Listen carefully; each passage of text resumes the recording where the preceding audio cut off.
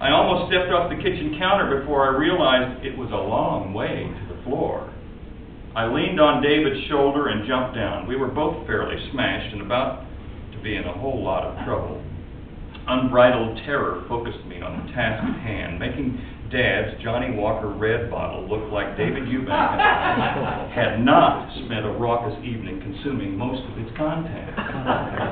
Oh, why did we have to drink so much of this Scotch? I groaned as I found my feet back on the kitchen floor. We were going to drink about a quarter of this to see if we could develop a taste for Scotch. You remember? Now we'll have to dilute it all the way up to here. Dad's going to kill me. We just got to get this fixed before they get back. Actually, my mother was the Scotch drinker in the family, but I knew that it would be Dad's wide leather belt that I'd feel on my 15-year-old backside if I didn't cover our tracks pronto. There was no telling just when Mom and Dad would arrive home for a night of cards and cocktails with their fellow members of the Heart of America Pond of the Blue Goose Club. Dave, hand me the funnel, I ordered, like a mad scientist to his long-suffering assistant, Igor.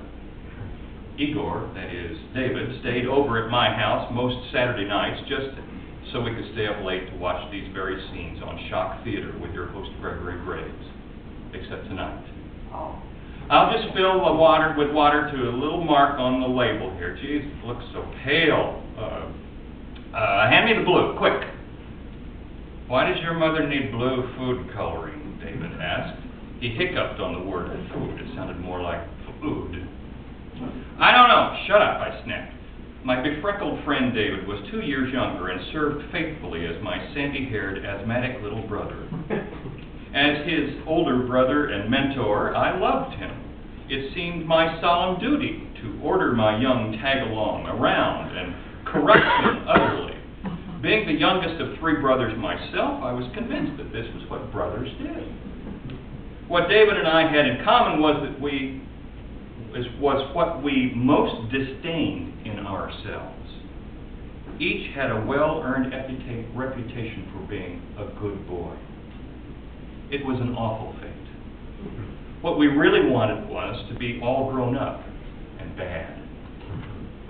In tonight's effort, we 2 bad boys had discovered that 12-year-old Scotch went down deceptively smoothly when mixed with 7-Up. When we ran out of that, we used Coke. Both nectars tasted so sweetly sublime that before we realized we had punished 2/3 of a bottle. What if this doesn't work? David asked through a belch. The very question sent another jolt of panic surging through me. My eyelids popped wide from their half-mast position as I fiddled with the funnel. God only knows what horror this mad experiment would produce, I thought. My kinetic, inebriated mind leaped to Mickey Mouse and the Sorcerer's Apprentice and back again to David's face. Odd about that stubborn case of dry skin he has, I thought. But I've got to stay focused. If this food coloring doesn't work, David, you better be thinking of a good story about how this Scotch bottle broke or got stolen or something. Now it was Dave's turn to go all freaky. In a single instant, his face shot from bug-eyed fear to forced concentration and back to drunk stupefaction.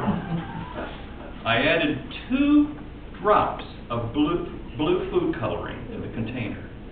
Its contents swirled in an ominous, expanding cloud of shimmering sapphires.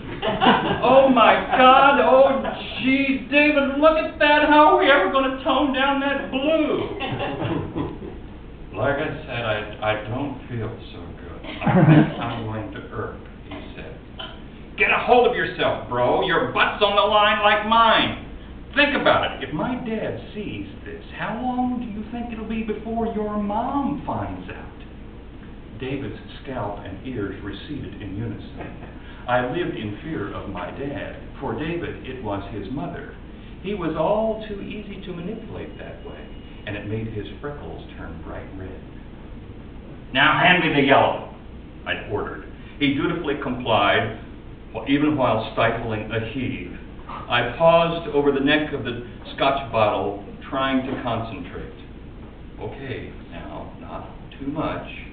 here goes.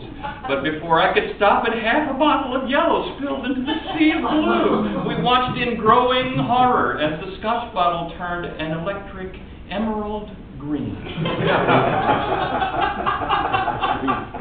This would be the part in the movie when the lightning would flash and the music would crescendo to a shriek.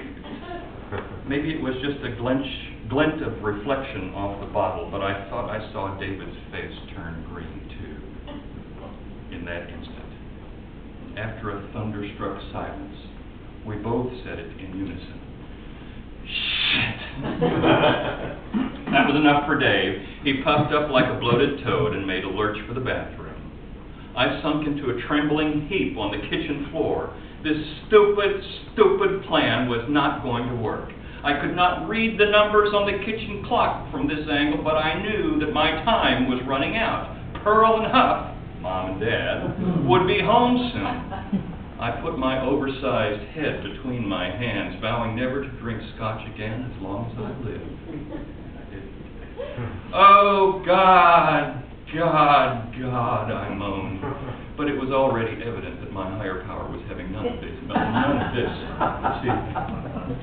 There was, however, a closer neighbor. Another idea began to form as I pulled myself up to the wall phone to make contact with my last possible option.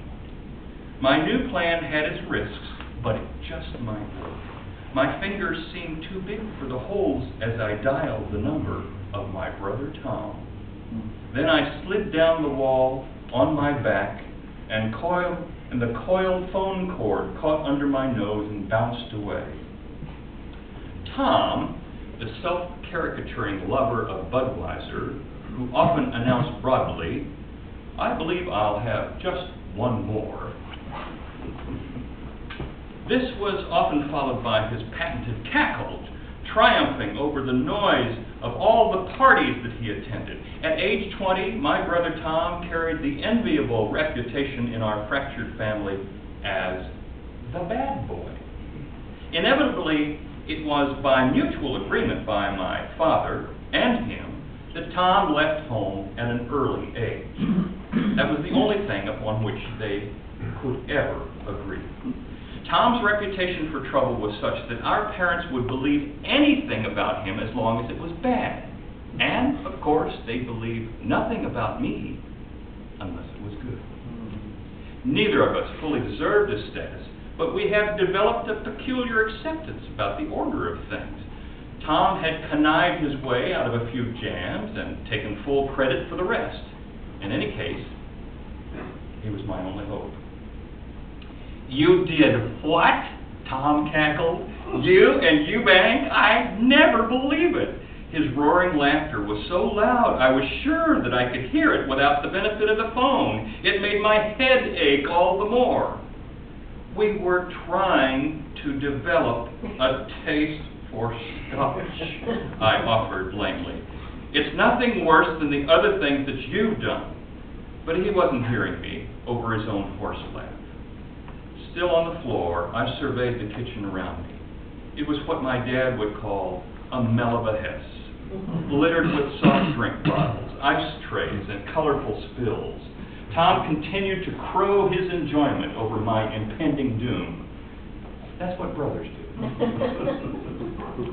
"They'll never let you out of their sight again," he said, rubbing it in now and causing a shudder of revulsion at the general area where my backbone was supposed to be.